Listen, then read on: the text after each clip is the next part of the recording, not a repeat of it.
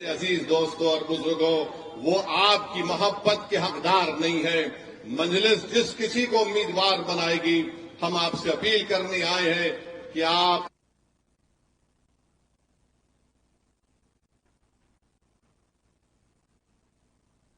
اپنی پارٹی کا ساتھ دیجئے۔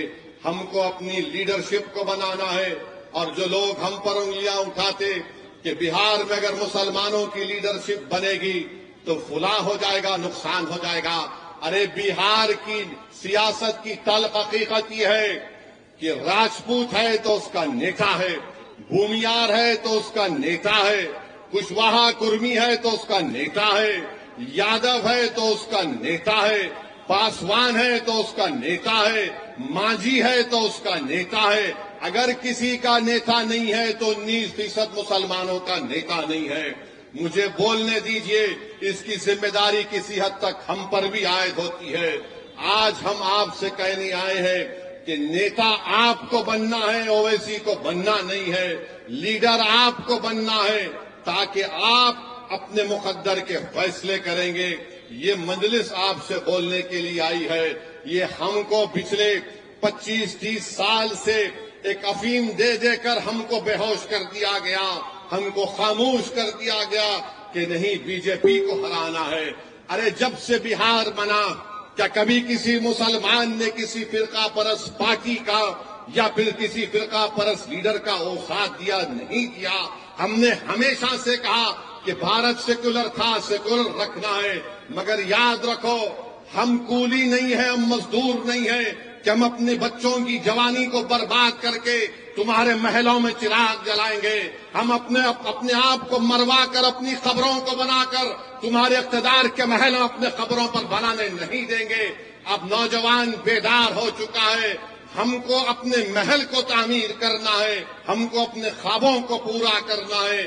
تو میری آپ سے گزارش ہے کہ آئیے اس انصاف کے کارواں کو مضبوط کریے۔ یہ لڑائی کسی انفرادی لڑائی نہیں ہے، یہ اختر الایمان یا پھر اسد الدین اویسی کی لڑائی نہیں ہے، یہ پورے سیمانچل کی اس غیور سرزمین پر بسنے والی عوام اور جنتا کی لڑائی مجلس لڑتی آئی ہے۔ تو میری آپ سے گزارش ہے کہ اس کو کامیاب کریے اور اپنے صفوں میں اتحاد کو پیدا کریے۔ اپنے اتحاد کی طاقت اور قوت کے بل بوتے پر ہم دیش کے پردھان منتری مودی کو ایک پیغام دینا چاہ رہے ہیں کہ تم نے جو وقف کا قانون بنایا وہ وقف کو بچانے کے لیے نہیں، مسجدوں کو چھیننے کے لیے تم نے قانون بنایا۔ تم نے قبرستانوں کو چھیننے کے لیے قانون بنایا، تم نے عیدگاہوں کو چھیننے کے لیے قانون بنایا، تم نے وقف کو ختم کرنے کے لیے قانون بنایا۔ مگر یاد رکھو، جو اللہ کے گھر کو چھیننا چاہتے ہیں، جو ہماری عیدگاہوں کو چھیننا چاہتے ہیں، انشاءاللہ تعالی تم اپنے ناپاک منصوبوں میں کامیاب نہیں ہوگے، تم انشاءاللہ تعالی شکست کھاؤ گے۔ ناکامی تمہارے مقدر میں لکھی جا چکی ہے انشاءاللہ تعالی۔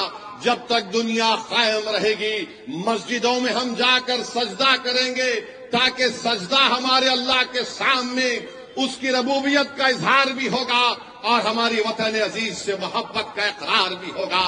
تم مسجدوں کو چھین نہیں پاؤ گے۔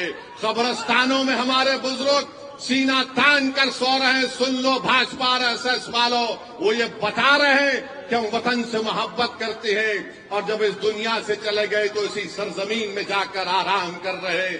ہم بتانا چاہ رہے ہیں ان تمام لوگوں کو، یہ وقف اس کا مالک اللہ ہے، اس کا مالک کوئی بھاجپا اور ایس ایس یا جے ڈی یو کا نیتا نہیں ہو سکتا۔